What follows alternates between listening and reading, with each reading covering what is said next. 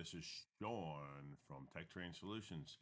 Welcome to another segment of Getting a Better Job with Tech Train Solutions, where I'm here to help you interview and other things that help you get a better job.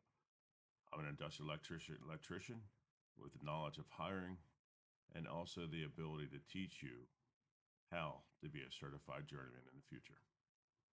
Let's begin. Let's talk a little bit about my past. I became an electrician at this point, not because I wanted to, it's because the path in which was given to me many, many years ago when I was real young. My mom was divorced from my father. My dad was a Rolling Stone, literally lived in every state except for Alaska and Canada without, and Hawaii, of course, without us, but had my older brother and older sister who was stolen in the middle of the night. They were gone. So my mom was raising me and my little brother with a waitress salary, and we were collecting welfare at the time. Welfare was supplementing my mom through any means possible. For example, welfare cheese. By the way, the most amazing cheese out there. I loved it. Powdered milk and eggs. We survived. We survived through help of others. It takes a village, right? So with that, I remember living in a house in Kensington, Allegheny, which is, if you know, no one knows Philadelphia, it's one of the bad neighborhoods. And there was a house I lived in the middle of the row home that had a hole this big all the way through to the street. Remember living there. Remember living and hiding from Latter-day Saints and all the other people coming in there, which was weird. As a kid, I'm like, why am I hiding from a person who's supposed to help me? Well, my mom would hide us in closets. Don't know why. No, I do. So with that, we were always broke, trying to survive. We walked everywhere. And if we didn't walk, we took public transportation. And at the same time, my mom was dealing with me, who at the time I almost died as an infant from spinal meningitis. Took 9 spinal taps to save my life. And I had one leg shorter than the other. The doctors didn't believe it. Every time I walk, I fall to the face, fall. I'm on force the issue. Want to, I forget the name of the hospital up in Byberry. And it was against me and another person, Marsha Dimes, for a brace. I won the brace, by the way. Unfortunately, the other guy did not win the brace. I just remember working on a job, I think Dome and Soap Pretzels, it's called, up in Montgomeryville. And there was an older gentleman about my same age in crutches. And my mom goes to me, I believe that's the kid that you were up against for this brace. I'm like, how do you know, Mom? I heard. She's like, I heard the name. He looks familiar. And he still had one leg shorter than the other to that day. That could have been me. See? It just chance. It's just a chance that I got that brace. I still have that scar today. I wore it for one whole year to get my leg to be straight. So moving on. My mom, single, surviving. We're surviving. I didn't go to kindergarten because I was there to take care of my brother. I remember those tough days. We would run and play in the street. I was crazy with my brother, didn't know anybody. We would go to the bathroom literally in the middle of the sidewalk. As young kids, we were bad. But older, my mom met my future stepfather, and that was the ultimate change in my life. I had someone that I can rely on. I had someone to look up to. And don't forget, he made me who I was today. With that, what happened is I got to meet his dad. His dad was a World War II vet that served with General Patton from Africa, Italy, to Germany. He told me all the stories in which he could share without the emotional drain. And as a young kid, I sucked it up like a sponge. And I used to watch all the World War II movies with him, sucking it up in sponge. And I would ask him questions. I was so engaged in that thought process of being an American, defending you, the American. That was my love and my passion. I believed in freedom. I believed in our rules and regulations, and that every American has a right to be who they are. So, fast forward, I had this drive. Fast forward, 17 years old, I finally was able to join the military, but I had to get my parents to sign. They wouldn't sign. I finally convinced them. So at 17, I signed. Went to basic training at 18, combat engineer. If not everybody doesn't know that, combat engineers will demolish explosive landmines. It's except for airborne special forces, it is one of the hardest jobs in the military by far. So out of basic training, I go to reserves, and usually reserves okay, but not as a new soldier. I'm still lost. I went to CHI to learn something that's already being shipped over to India. It was electronics. I knew I wasn't going to get a job. I saw the writing on the wall. So I decided, well, first I went National Guard first because my job was canceled in reserves. In the National Guard, it wasn't as good as it is today. Back then, it was pretty bad. National Guard was kind of a joke back then. They called it no go back in the day. It's much better today. And seeing that, and then going to my National Guard unit, um, I was the only person of this color, which is nothing wrong with that. But at the same time, it was rough at first. They treated me like crap, which I understand. It happens. But over time, I became friends with everybody. It was great. They started liking me. Um, Number one helped out. It's like a dance. I can dance better than most people out there. That helped out a lot. With that, I got to become friends. We got to go do good things. I was going to a club. I wasn't 21 yet. It was a good time, but still, I was lost. No idea. So I joined active duty army. I went into active duty army to Fort Hood, Texas, where I grew up. It kept me in check. I was still wild, still crazy. I did a lot of weird stuff. Not like weird, but like weird. Like I slept on a major highway. I had alcohol poisoning. I did a lot of crazy things that nothing to hurt anybody. It would just be me.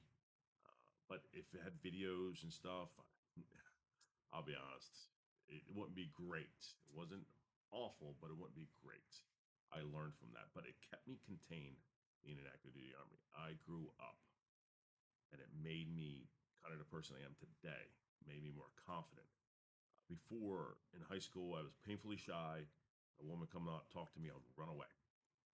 Active duty and the military molded me to a more confident person. I'm able to look into your face, take over a classroom, take over a meeting. Anything you needed me to do, I can do now because that made me who I am today. So active duty. I learned to dance, country dance. I did competitive country dance, did a lot of cool stuff. I grew up. So finally, near the end, my parents made me come back because they talked me into it. My dad got hurt, broke his back from an accident. He was a milk delivery man. They loaded the truck wrong, flipped over 6 times. So he called me. He called me up. I was like, Sean, I'm excited. I'm gonna come pick you up from active duty. We're gonna drive back. I was going to reenlist. Now I'm not. I decide this time. I decided that I'm gonna go home. So we go home. Great, awesome. I try to live life. I did waitering for 6 months. I was just singing, dancing, waitering. I would dance for my customers, flip them, do a lot of cool stuff. That was fun, but that wasn't my career. I just was doing it for fun. Then I went to Pep Boys, started as a clerk, worked my way to wholesale parts manager. Then I met my wife, met her at a country bar. I threw a fake rope or pull her in. She cut it. It was funny. I could dance. The whole place was roaring, laughing at me because I don't mind. You can laugh at me. I don't care. It was a funny time. Then, knowing I was crazy, I changed my personality a little bit. I tried to act like a different person, cool and collective, smooth. I remember one time she went to the bathroom. My song came on in the club. I started dancing. Everybody, the whole club, started forming a circle, calling my name because I could tear it up. So I tore it up, at the corner eye. I see her coming out of the bathroom. What the normal? She comes up. She's like, "What's going on?" I'm like, "I don't know. Some guy was dancing." So I was calming down. So at the time when I finally proposed to her, she goes, "I will not move where you live." I lived up in the Ben Salem area because she loves the media area, which I understand. One thing I know, guys, is most of the time you'll move in with your ladies. Where do they live? That's because they love being near their family. Me, I don't care. I have to do the army. I could move anywhere. Wouldn't bother me one bit. So I moved with her, but I had to find a job. I had to find a job. So what job did I find? I find an electrician. I go to the meeting, the interview process. I'm sitting down, again, confident from the military.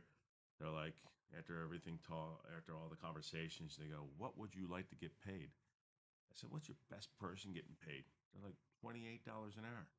I'm like, "What's your least person getting paid?" $9 an hour. I'll take $13 an hour. They're like, 13? That's too much. That's way too much. I said, "I will have my own truck within 6 months to 8 months. Got it went 9. But I had the confidence. I built my own confidence. If you're gonna go to a job, you have to do the same thing. That was all luck. I didn't know anything about trades. I didn't know about other careers. All I knew what was in front of me: active duty army, pep boys, waitering. That's the only stuff I knew. But believe it or not, there's more. There's a lot more out there for you. You got to find it. So what I'm going to do is I'm going to give you examples of the more. This right here is PA Career Link. I just looked up the local area and near my zip code. These are the jobs in which are posted. That's not what I want though. What I want is an apprenticeship. Let's type in apprenticeship. You got apprentice, welder, database, electrical. You have many different types. Let's check in welder out. Welder. Let's search. You have apprentice cohort detail. Let's look into it. It's in Philadelphia, competitive salary, 40 hours at work week. For the first 8 weeks, apprentices work on site and production. And 8 weeks were reported to training academy for hands-on lessons. And through as you go, you become an apprentice, and when you're done, you become a certified journeyman.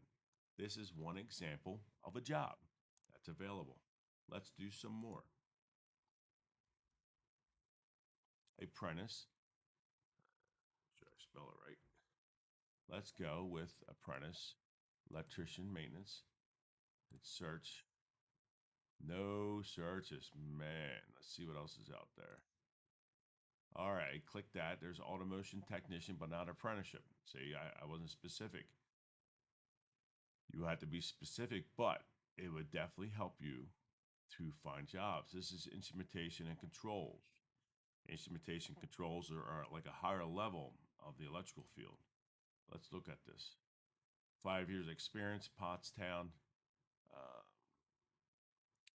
this is everything you have to do: installing and troubleshooting pneumatic, electrical equipment, controls. This is what I do. I can teach you to do this, by the way, in Tech Train Solutions. So if you're an electrician in commercial and industrial, but you don't have this knowledge, I can give you this knowledge. Just give me a shot. I will do it just to get some publicity at first, but after the first 2 months, then I will charge. But that's it.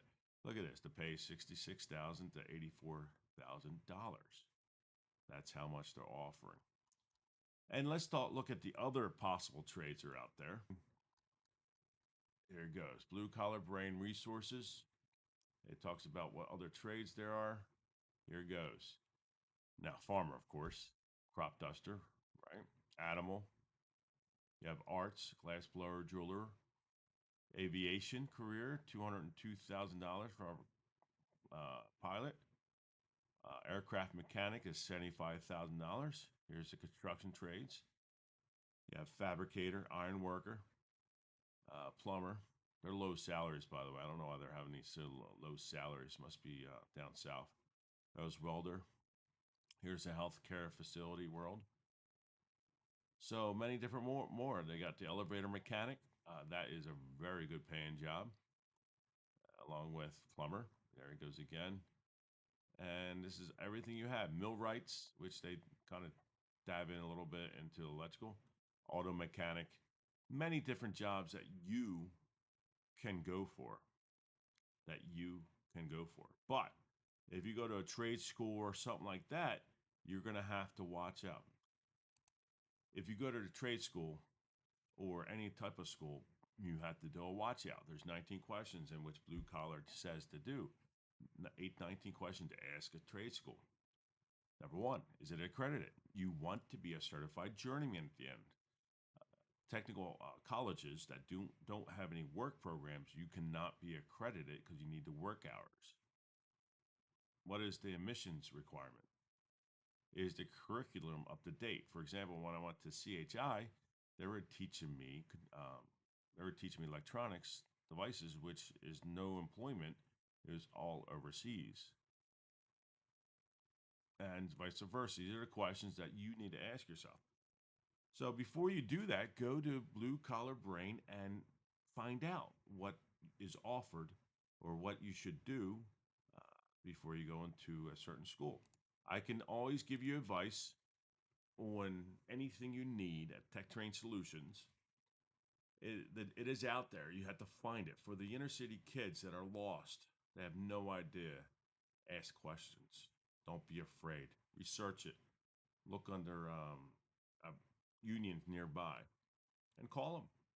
Sometimes I have interviews in September. Sometimes later, you have to go nice, dressed up, beautiful looking. You got to make sure you shake their hands, look in the eyes, and just be a good worker, and you might have a chance. But again, it's about who you know sometimes, so be careful of that. So here at Tech Train Solutions, I'd like to thank you. And if you have any questions, please contact me. I am here for you. I'm here to help you. And any business people out there, can you help me with my business plan? I don't know what I'm doing wrong. I thought I did great. But no customers yet. But I'm here for you. Help me out. See you, buddy. Tech Train Solutions, electrical skills for a better pay.